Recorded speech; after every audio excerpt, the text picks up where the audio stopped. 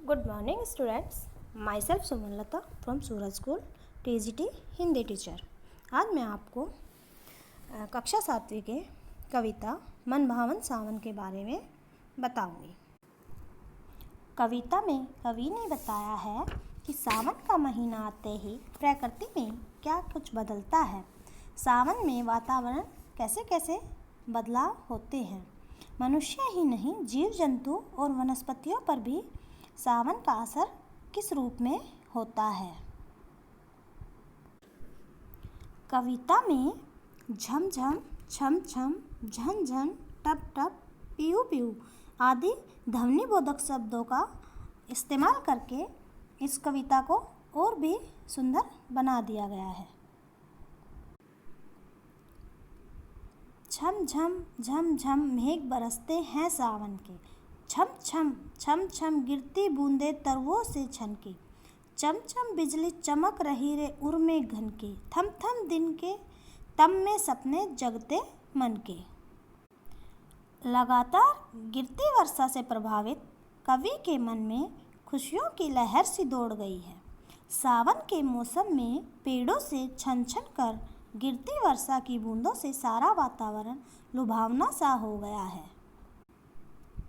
ऐसा प्रतीत होता है मानो बिजली बादल के हृदय में चमक चमक कर गरज रही हो, जिस कारण दिन के अंधियारे में भी मन में खुशी के सपने जाग उठते हैं।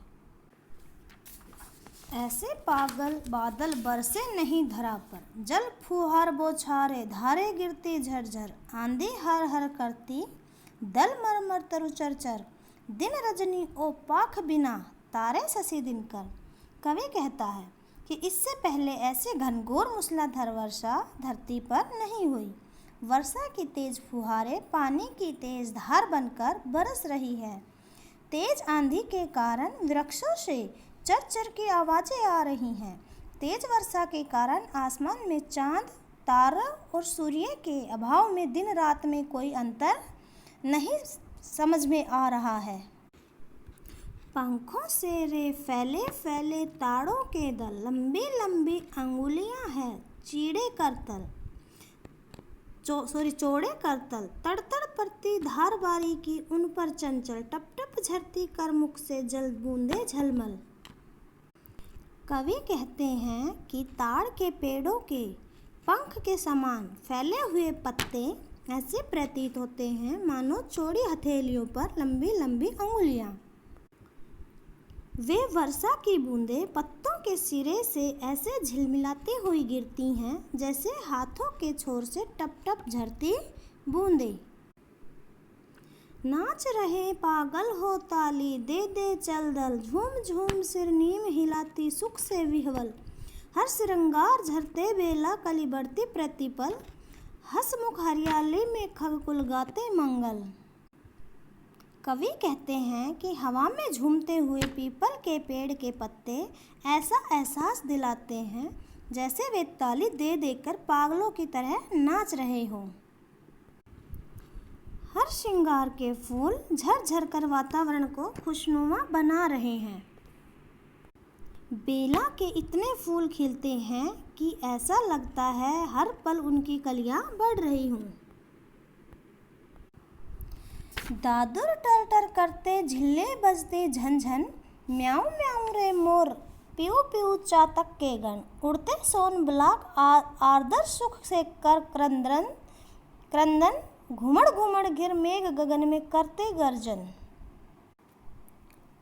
प्रस्तुत कविता में वर्षा ऋतु में प्रकृति की सुंदरता बढ़ाते हुए अन्य ध्वनिबोधक ध्वनियों का सुंदर वर्णन किया गया है। कवि कहते हैं जहाँ एक ओर मेंढक टर टर की आवाज़ें करते हैं, वहीं दूसरी ओर झिंगुरों की झनझन आवाज़ वातावरण को गुंजायमान बना देती है। मतलब पूरे वातावरण में शोर मचा रखा है। कहीं मोरों की म्याऊं म्याऊं की आवाज़, कहीं चातक की पीऊ पीऊ और कहीं उड़ते हुए सुनहरे बगुलों की प्रसन्नता से भरपूर आवाज़ें सुनाई देती हैं और आकाश में बादल भी घुमड़ घुमड़ कर गरजते हैं। रिमझिम रिमझिम रिमझिम क्या कुछ कहते बूंदों के स्वर, रोम सिहर उठते छूते वे भीतर अंतर। धाराओं पर धाराएं झरती धरती पर, रज के कण कण में तृण तृण को पुलकावली भर। कवि कहते हैं कि रिमझिम बूंदों के स्वर कुछ कह रहे हैं। इस स्वर से तन मन में खुशी की लहर सी दौड़ गई है। वर्षा में जल की धाराएं धरती पर गिरकर धूल के प्रत्येक कण और तिनके को हर्षोल्लास से भर देती है। हर्षोल्लास मतलब खुशी से भर देती है। पकड़वारी की धार झूलता है मेरा मन, आओ रे सब मुझे घेर कर गाओ सावन। इंद्रधनुष के झूले में झूले मिले सब जन, फिर आए जीवन में सावन मन भावन।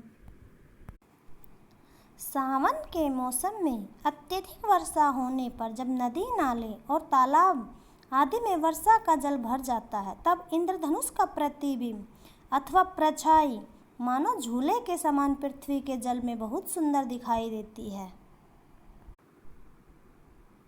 इसी कारण कवि भी सबको आमंत्रित करते हुए कहते हैं कि हे सब लोगों, आओ और मुझे घेर कर सावन के गीत गाओ। हम सब मिलकर इंद्रधनुष के झूले में झूलें। ऐसा मन को अच्छा लगने वाला सावन हमारे जीवन में बार बार आए।